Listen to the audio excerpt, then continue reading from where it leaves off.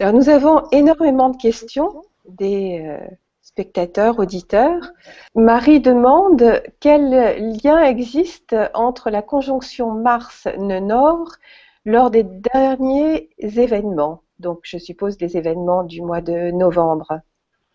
Ben, on a remarqué donc, alors par un calcul, si on voulait monter, hein, si on voulait monter le thème, enfin on l'a fait, hein, il y a pas mal d'astrologues qui sont penchés sur la question, donc le thème des fusillades, ou de, bon, on va dire de la première fusillade, on s'aperçoit que Mars, d'abord évidemment, est conjoint au nœud nord. Mhm. Comme je le disais, il est aussi parallèle au nœud sud, c'est important parce que ça renforce énormément le caractère destructeur, et que le fond du ciel, alors on sait qu'en astrologie, le fond du ciel, c'est le lieu, eh bien, est conjoint, enfin que Mars et le nœud nord sont conjoints au fond du ciel si on dresse le thème sur Paris. D'accord. Donc on a une précision étonnante, tout à fait étonnante par rapport au thème astral de cet événement. Oui, qu'on ne pourrait pas dire suffisante pour prévoir et essayer d'éviter et de prévenir les Non, parce attentats, mais qu'on aurait pu essayer, on aurait pu se dire bon ben voilà, je vais faire bouger le fond du ciel sans arrêt, sans arrêt, sans arrêt, pour essayer de voir où ça aurait pu se passer. Mais oui, non. À part le seul fait qui m'a un peu interpellé, c'est que je crois que ce fond du ciel où c'est Raoult était à 29 de la Vierge oui. et que on considère traditionnellement que Paris est du signe de la Vierge. Mhm. La France est Lion, mais Paris Vierge. Donc Oui. ça aurait pu être un signe intéressant, mais on est très très Mhm. loin de pouvoir prédire ce genre d'événement. Bien sûr, bien Ouais. sûr. Alors, autre question de Philippe. Que dire d'une conjonction nœud sud à Neptune? Il y a sans doute des choses pas mal mystérieuses qui peuvent entrer en ligne de compte. Mais en Mhm. même temps, des épreuves neptuniennes qui peuvent être vécues. Donc on peut avoir les épreuves neptuniennes étant liées à l'empathie, étant parfois liées au mensonge, euh, à trop de sentimentalité. Et Mhm. donc une souffrance ou des épreuves qui vont être vécues de par trop de sentimentalité, ou même parfois à cause de mensonges ou d'une empathie trop forte. Mais en même temps, il y a une voie ouverte vers un certain mysticisme.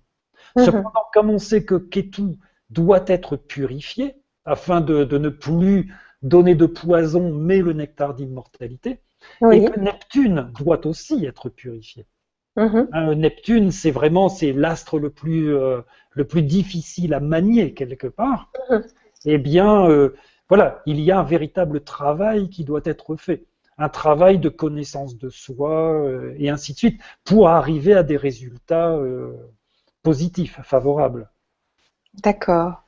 Alors, dans un registre comparable, toujours comment interpréter des conjonctions, Olivier nous dit, j'ai une conjonction nœud nord, Uranus, Neptune et Lune noire en maison 5 et ne comprend pas vraiment la signification de cet aspect.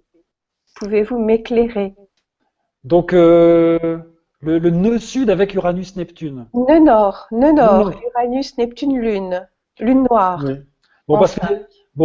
parce que je ne me préoccupe pas vraiment, je dois dire, de la lune noire. Donc, je D'accord. vais laisser de On va côté. laisser la Lune noire de côté. Et, et déjà, il faut quand même bien comprendre la relation Uranus-Neptune. C'est une conjonction, donc ça, c'est les années 90.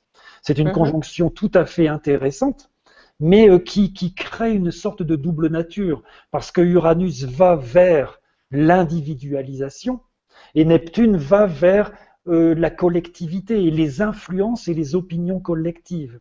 Donc Mhm. il y a moyen de se libérer des influences collectives Mhm. et en même temps, il peut y avoir pas mal d'hésitations, de mauvaises voies, de difficultés, parce que Neptune peut corrompre aussi à sa manière.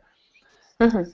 L'influence, enfin, la relation avec Raoult va offrir des opportunités vers l'individualisation, vers l'empathie, vers des rencontres, vers la capacité, au mieux hein, évidemment, de transformer l'opinion collective, d'avoir une véritable action sur l'opinion collective, d'être donc dans une empathie positive et non pas une empathie négative. Hein. L'empathie négative, c'est vraiment quand on est influencé par le collectif. L'empathie positive, c'est quand on influence le collectif. Et Uranus peut, évidemment, par le biais de l'intelligence et de la connaissance de soi, eh bien, aider à se défaire de l'empathie négative, et Raoult va créer de nombreuses opportunités, des rencontres et ainsi de suite. Par contre, là, il y a toujours la notion de poison, hein, qu'il ne faut jamais oublier avec Raoult dans cette position. Ça dépend bien sûr du reste du thème, mais comme là, ça doit se passer en Capricorne, je suppose. Donc, alors là, en 5, il ne me donne pas le signe, mais en maison 5. Alors, on est dans les années 90 en Capricorne, hein, la conjonction Uranus-Neptune. Donc, il y a toujours une possibilité d'attachement, hein, qui va se former par rapport au moi, par rapport à l'ego, par rapport à un moment donné à ce qu'il pourrait être capable de faire. Et donc, même de mener un certain matérialisme spirituel. C'est un aspect tout à fait intéressant, tout à fait riche, mais on doit toujours, hein, c'est une notion importante, on doit toujours se méfier de Raoult, même s'il peut faire des cadeaux tout à fait importants. D'accord. Une question de Oyat.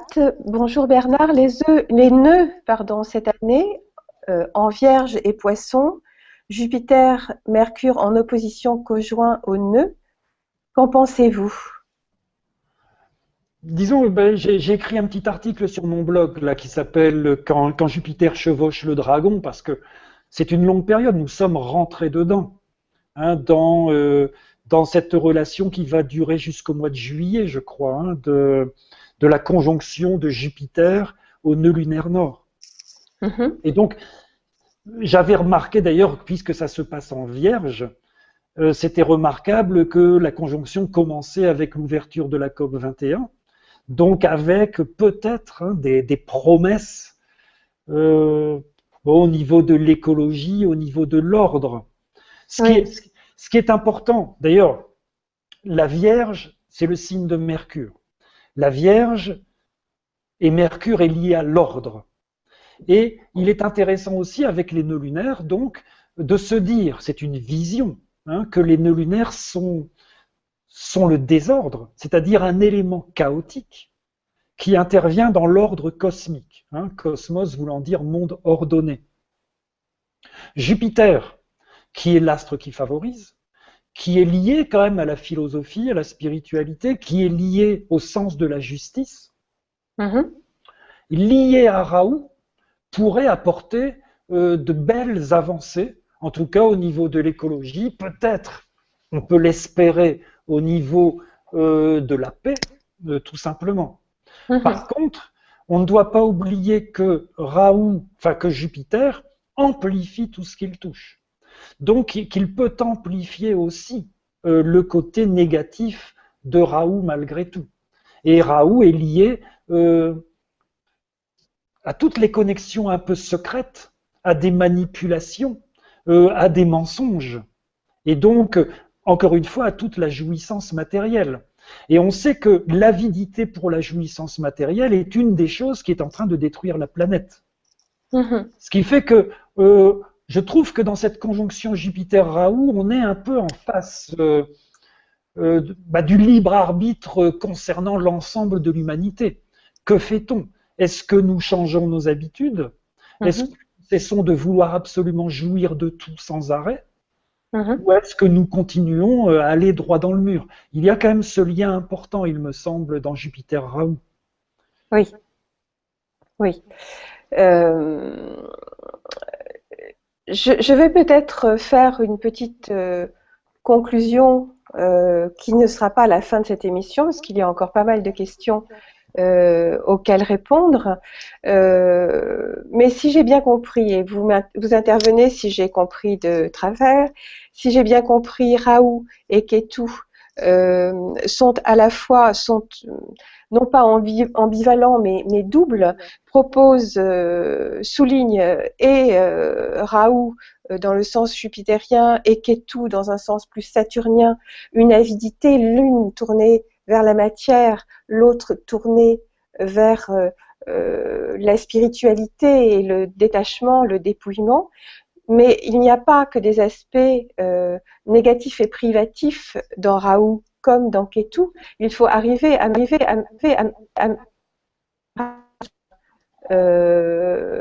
et pour l'un et pour l'autre. Est-ce que j'ai bien saisi les choses? Oui, je dirais que Raoult et Ketou, de toute façon, ils représentent beaucoup donc enfin, la matière, le monde matériel, avec les lois que nous connaissons. Et, Mmh, et nous, mmh. nous savons bien que beaucoup de cadeaux peuvent être empoisonnés. Nous savons qu'il y a une ambivalence. Nous savons, d'ailleurs, c'est ce que disent les hindous. Hein, Raoult offre, mais il reprend. Oui. Ketu prend, mais il donne. En Et fait, c'est de part et d'autre notre avidité d'être vivant qui est mise en exergue avec des finalités différentes, mais chaque c'est fois pas, le c'est risque pas, c'est pas d'être vraiment d'être vivant, je dirais. C'est là où il faut revenir au mécanisme même de la pensée, au poison qui est relié au temps. C'est-à-dire, c'est pas notre avidité à jouir de la vie. Et c'est normal de jouir de la vie, de l'amour, de la nature, de la beauté, etc. Le problème, il est mental. L'avidité, elle est mentale. C'est là que mental. se trouve le problème. Et c'est là où se trouve le problème du temps et le poison du temps dont il est question, il est là. C'est-à-dire, entre autres, bon, pour souligner peut-être le point le plus important, c'est le désir de devenir. Donc, le problème n'est pas ce que nous sommes maintenant. Le problème, c'est plutôt de ne pas réussir à être ce que nous sommes maintenant et d'être dans le désir de devenir, c'est-à-dire le poison du temps psychologique. Et en ce sens, Raoult représente le désir de devenir dans la matérialité et Ketu le désir de devenir dans la La spiritualité. Mais spiritualité. on est toujours dans cette prison temporelle qui est C'est-à-dire, en fait, de ne pas vivre le temps présent, l'instant présent, mais toujours autre chose que ce que nous avons maintenant. d'être dans la prison de la pensée, dans la prison de l'ego, dans la prison du moi, puisque le moi est prisonnier du temps, que le moi est sans cesse ou dans le passé ou dans le futur, hein, la prison du temps psychologique. Et à ce Mhm, niveau-là, oui, les nœuds lunaires, bon, qui sont le serpent des nœuds lunaires, hein, qui mhm. descend du soleil et qui descend de la lune, eh bien, est peut-être le symbole le plus important de cette prison matérielle, temporelle dans laquelle nous vivons. Alors, dans un autre registre complètement différent, nous avons une autre question de Spartoli. J'ai été témoin de 2 phénomènes ovniens en 9 mois d'intervalle. Preuve à l'appui, pourrait-on anticiper les rendez-vous afin de prouver au mieux mes visions photographiques et vidéo? Je pense que ce serait vraiment très difficile. Je ne suis pas certain. Évidemment, ce que cette personne peut faire, c'est de monter les thèmes astraux des moments où elle a eu donc voilà ses visions, ce qu'elle a vu, de voir s'il y a une relation intéressante par rapport peut-être, si ça lui est arrivé 2 fois, donc pourquoi pas, par rapport Mhm, au nœud lunaire, par rapport à d'autres éléments même du thème, et ensuite peut-être essayer d'anticiper pour une prochaine fois. Mais voilà, ce genre de calcul n'est pas si simple, et puis relier d'ailleurs astrologiquement ce genre d'expérience, parce que c'est important pour elle, bien entendu. Hein, donc ça doit être marqué je suppose, sur son thème à partir du moment où ça a été une impression véritablement forte, véritablement puissante. Maintenant, savoir si c'était surtout elle qui était concernée ou qui sera concernée par rapport aux astres, ou bien si c'est quelque chose de beaucoup plus large, beaucoup plus universel, c'est difficile à dire. Autre question de Marie-Ange. Tenez-vous compte des régents et de leurs aspects au nœud nord et au nœud sud? Tenez-vous compte des lunes progressées et des 28 phases dans le cycle d'incarnation? Quel est leur écho avec les nœuds lunaires? Et merci à tous pour la conférence. Voilà. Mais Donc là, je suppose qu'on est dans l'astrologie karmique. il semblerait. Oui, parce qu'on parle de régents. Bon, quelque part, moi, je ne m'intéresse pas énormément, je dois dire, à l'astrologie karmique. Je m'intéresse aux maisons lunaires, enfin spécialement au nakshatra hindou, donc plutôt les 27, même si je ne pratique pas l'astrologie hindoue, hein, je ne suis pas du tout là-dedans. Je m'intéresse, dans le cadre de l'astrologie occidentale, aux maîtres des nœuds lunaires, parce qu'on doit les considérer dans ce sens-là, de même que le maître de l'ascendant, le maître du milieu du ciel. Bon, voilà, c'est pareil. Hein, il y a tout un travail à faire dans cette direction, mais beaucoup plus dans le cadre, dans les cadres dont on a parlé, c'est-à-dire les significations psychologiques, la relation à la spiritualité par le biais des résolutions des problèmes, des préoccupations mentales, donc dans la quête spirituelle elle-même, mais je ne m'y intéresse pas spécialement dans le cadre des vies antérieures. Je dois dire que ce n'est pas que je réfute les vies antérieures, j'ai passé trop d'années en Inde peut-être, voilà, hein, je suis pas mal imbibé, je suis même très imbibé de cette culture, mais je ne fais pas entrer cela dans ma pratique même de l'astrologie. Je pense que l'on a suffisamment à faire avec cette existence présente, avec notre vie actuelle. Et je dois dire que, pour moi, s'il y a une relation, et il y a, hein, le thème astral de naissance, est lié entièrement à la spiritualité, il est lié entièrement au sentier céleste que nous avons tous, mais ce sentier céleste, je ne le limite pas du tout au nœud lunaire. Ce sentier céleste, pour moi, c'est l'ensemble du thème. Et l'art de l'astrologue, si l'on veut en arriver là, l'art de l'astrologue, c'est à chaque fois de trouver ce sentier céleste. Si vous voulez, on a le thème astral, il est horizontal dans le sens de toutes les significations psychologiques et ainsi de suite, ou même événementielles, mais le thème astral, il est aussi vertical. Et la verticalité, c'est ce sentier que l'on doit trouver au milieu de notre thème afin d'atteindre cette fameuse réalisation de soi. Ce qui veut dire que tout ce qui est contexte vie antérieure, relation à une réalité psychoïde peut-être, inconscient, etc., tout cela, de toute façon, pour moi, c'est l'ensemble du thème qui doit être travaillé, qui doit être examiné. Je ne suis pas du tout persuadé que cette histoire de boussole de nœud lunaire fonctionne, je veux dire également. Oui, et qui doit être, je suppose, examiné également au regard du déroulé événementiel et évolutif de la personne concernée. Oui, c'est-à-dire que chaque personne, c'est pour ça, hein, c'est pour ça, ça c'est le côté artistique de l'astrologie. Quand vous vous retrouvez face à une personne ou face à un thème astral, vous êtes à chaque fois dans une nouvelle créativité, dans une nouvelle création. Et tout devient signifiant. Tout devient signifiant. On ne peut pas juste se dire ah ben voilà, les nœuds lunaires vont dans cette direction. Je veux dire, moi ce qui me frappe toujours, c'est un peu le côté voilà, on n'a jamais que d'ailleurs, on n'a jamais que 12 signes. Et donc avec des orientations qui sont tirées des significations principales de ces signes. Mais on a 12 signes, 10 planètes, 2 nœuds lunaires, ça fait beaucoup plus. Non, ce que je veux dire, c'est au niveau au niveau des axes des nœuds lunaires, quand on veut. Oui, d'accord. Personnellement,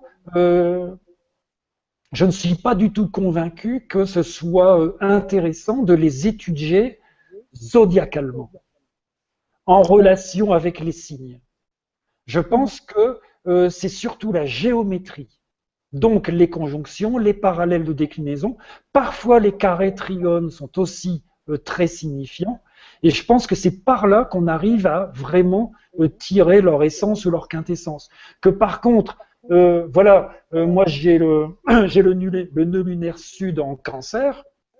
On sait qu'il est resté plus d'1 an et demi en Cancer, donc ça fait toute une période. Voilà, je me dis bon, on reste comme beaucoup d'ailleurs dans le zodiaque même, hein, dans le zodiaque des signes, on reste énormément dans la généralité.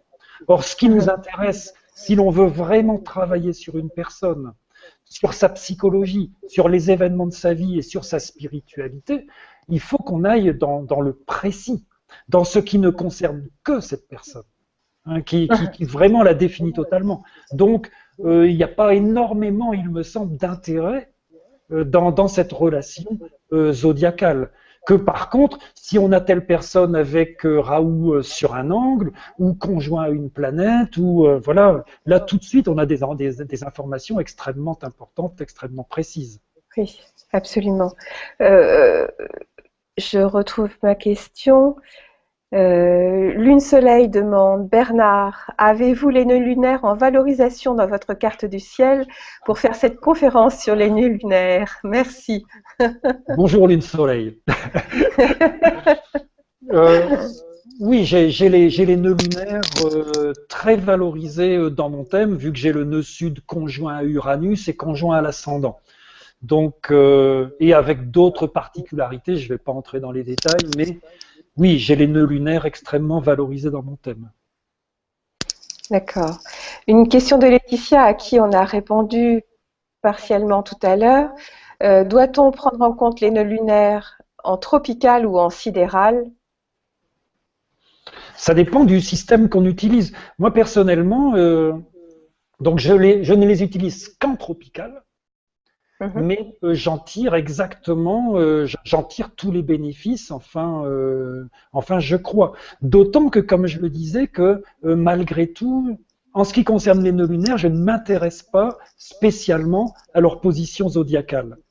Ce qui est évidemment la très grosse différence entre les deux systèmes, hein, vu qu'on a le décalage de la Yanamsa. Donc, je pense qu'on peut les utiliser très intelligemment, très profondément dans les deux systèmes.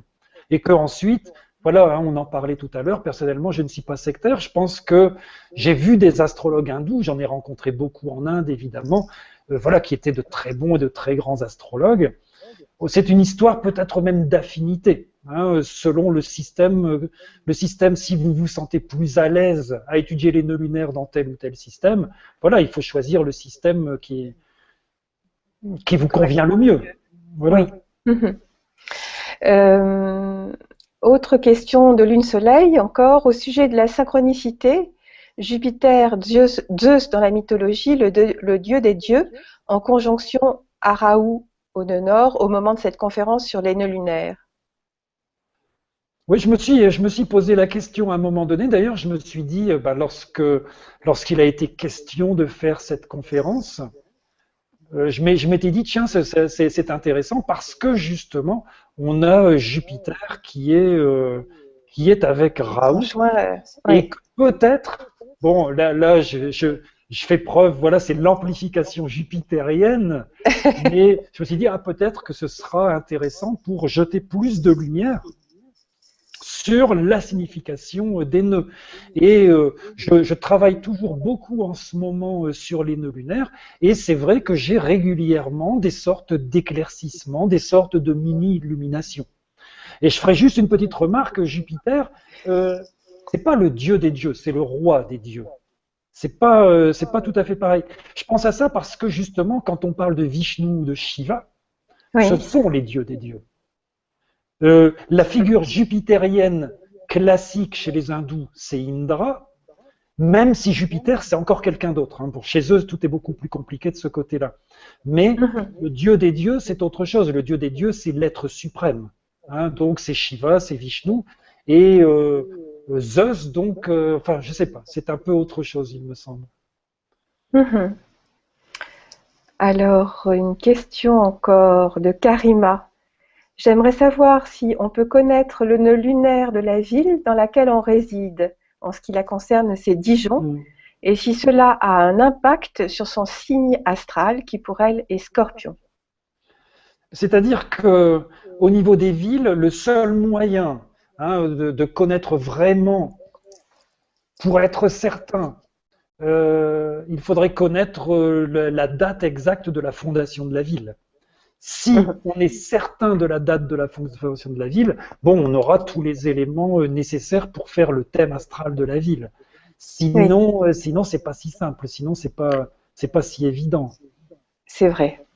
C'est vrai. Là, on devrait pouvoir faire le thème de nos nouvelles régions, puisqu'elles sont en train de se mettre en place actuellement. C'est le moment de noter, peut-être, mais je ne sais pas si. Je sais pas parce que est-ce qu'on peut vraiment faire. Moi, c'est toujours un truc qui me travaille en astrologie mondiale, et c'est pour ça que je suis très très prudent. Beaucoup de gens utilisent, par exemple, donc les thèmes de la Cinquième République, ou certains vont remonter au thème de certains thèmes de la Révolution, ou je ne sais quoi.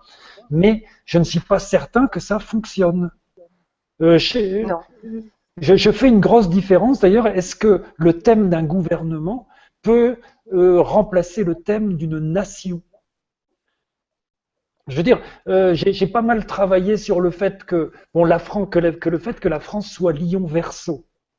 Oui. Le côté lion, il existe depuis des siècles et des siècles, hein, c'est quasi traditionnel, je crois, dans la géométrie de Ptolémée. Le côté verso, je l'ai rajouté personnellement à force d'observation, parce qu'on pourrait se dire, donc, mais là, je parle bien de la France en tant que nation. Je ne parle pas de la Cinquième République ou de ceci ou de cela.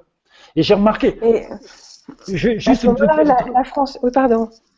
Non, non, c'est juste parce que là, bon, suivons les actualités toutes récentes, là, il y a un gros problème en ce moment entre l'Arabie Saoudite et l'Iran.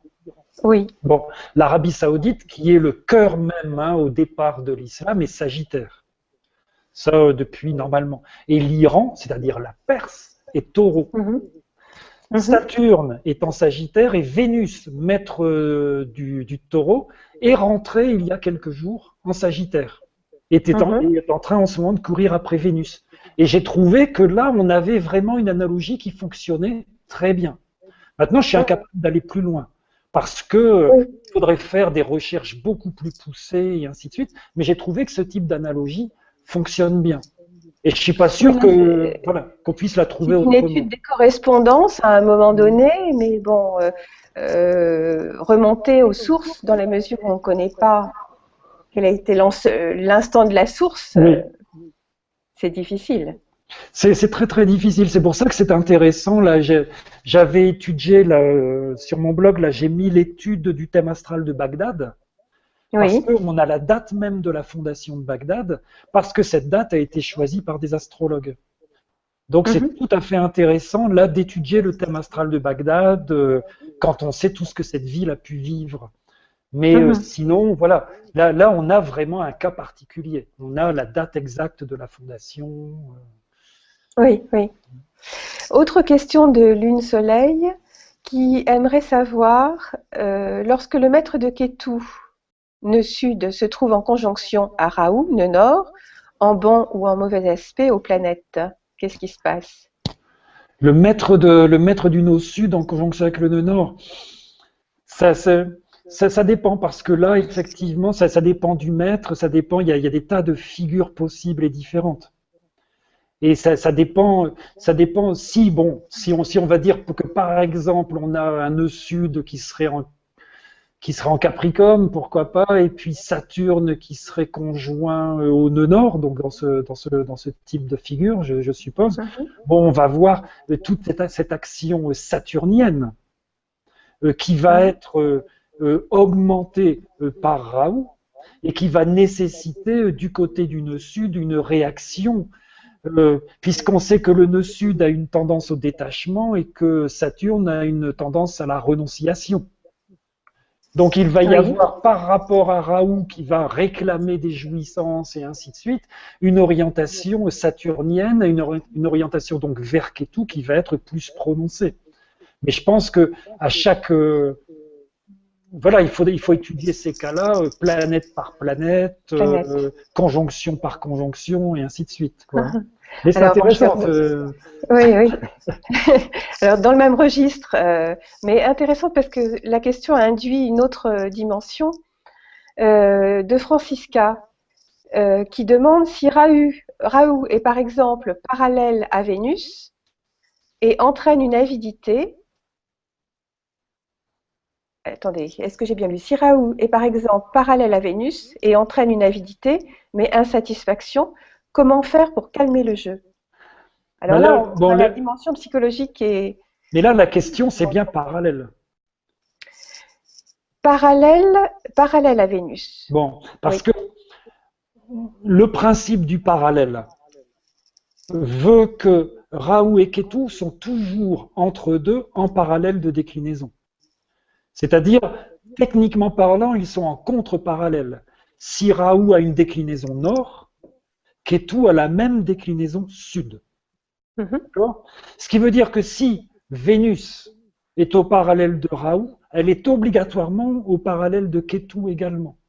Donc là, on a justement ce principe obligatoire, on pourrait dire de spiritualisation de Vénus, qui est Mhm. souligné. Parce que Raoult va créer des rencontres, des opportunités liées à la recherche du plaisir et au plaisir, Mhm. aux sensations agréables, à la sensualité, à tout ce que l'on veut. Mais il y aura toujours effectivement une insatisfaction tant que on n'aura pas été voir de l'autre côté, vers le nœud sud, c'est-à-dire le détachement. Ce qui veut dire que c'est là où le travail spirituel commence. Mhm. Il faudra absolument euh, examiner les relations de Vénus à l'attachement, c'est-à-dire l'attachement au plaisir, mais pas juste l'attachement au plaisir.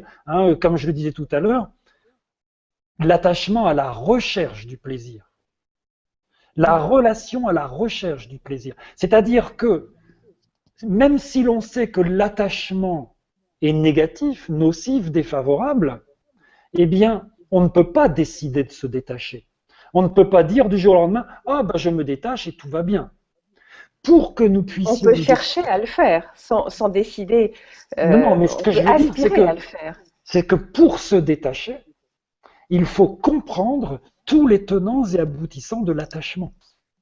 Mhm. Donc il faut comprendre tous les mécanismes de la pensée, du mental, liés aux événements, à la Lune, aux mémoires, aux nœuds lunaires et ainsi de suite, en relation avec le moi, en relation avec le je et en relation avec Vénus. Et c'est cette compréhension totale et complète qui va permettre le détachement et qui va donc permettre à Vénus de se tourner vers le nœud sud. Mhm. C'est un cas, lorsque l'on a Vénus reliée aux deux nœuds lunaires, on est un peu, où c'est l'insatisfaction, où c'est la spiritualisation.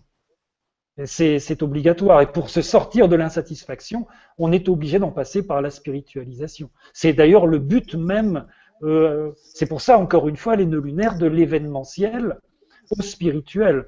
On fait le tour et on a des événements, il se passe des expériences, il y a les rencontres, il y a tout ce que l'on veut, et on en veut toujours plus et on est toujours insatisfait. Et à un moment donné, eh bien, on se pose la question, spirituellement, qu'est-ce que ça veut dire?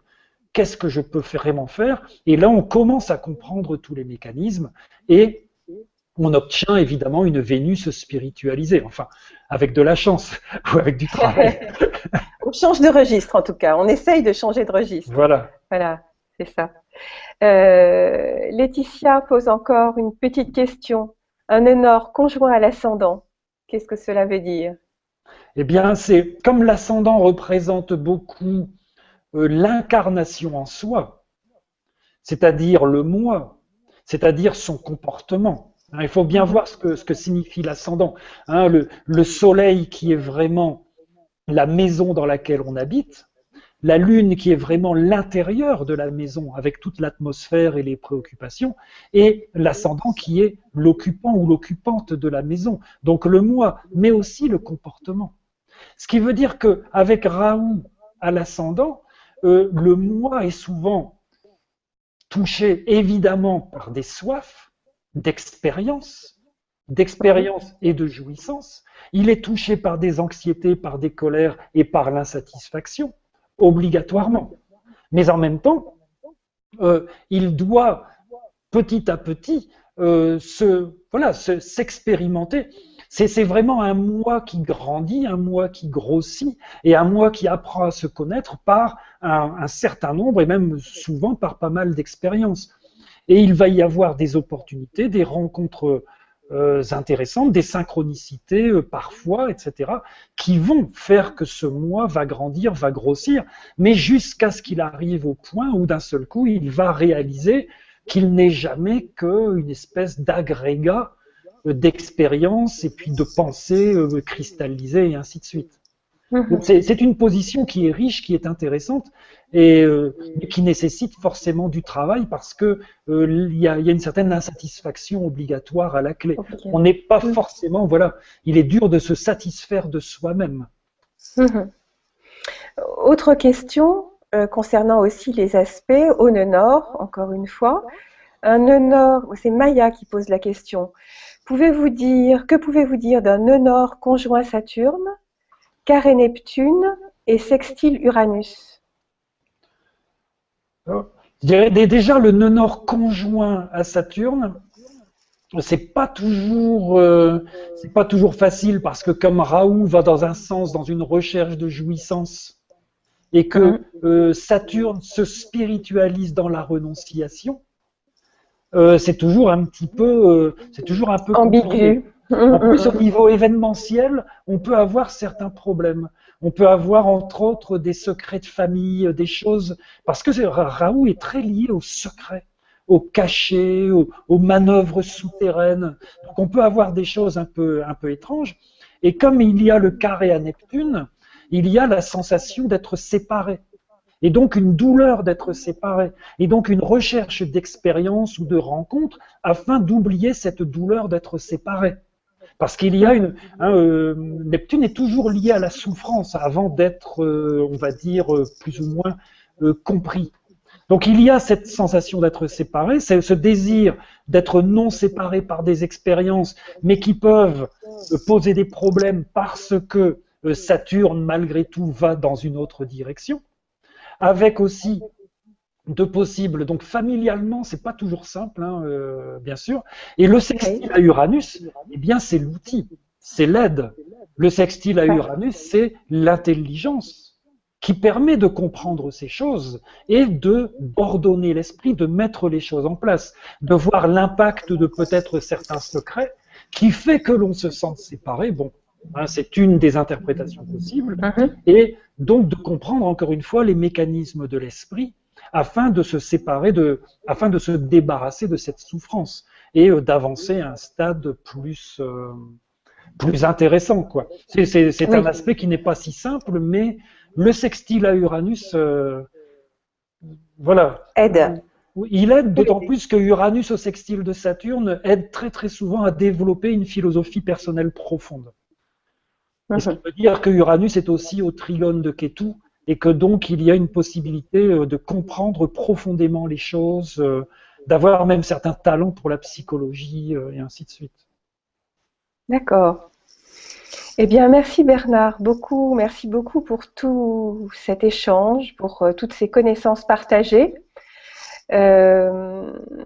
C'était très riche, moi j'ai été très intéressée, j'espère que nos auditeurs et nos spectateurs auront été aussi intéressés que moi. En guise de conclusion, je voulais vous demander quels sont pour vous les mots-clés de Raoult, pour Raoult et Ketu?